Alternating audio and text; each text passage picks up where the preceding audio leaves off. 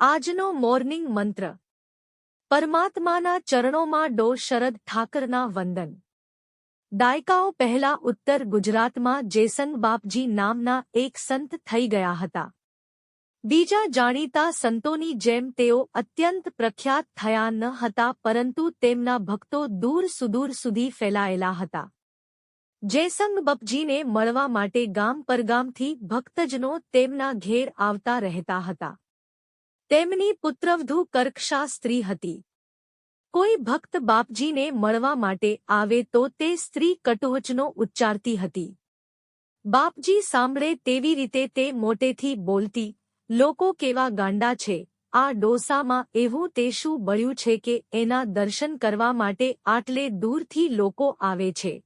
મુલાકાતીઓ બાપજીને પૂછતા, તમારા દીકરાની વહુ તમારા માટે આવું બોલે છે તો એનાથી તમને દુઃખ નથી થતું?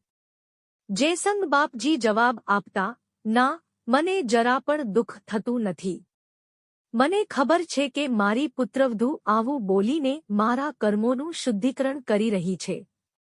આ દૃષ્ટાંત જાણ્યા પછી મારા મનમાં પણ અજવાળું ફેલાઈ ગયું છે। હવે કોઈ મારા વિશે ઘસાતું બોલે તો મને એના પ્રત્યે નફરત થતી નથી।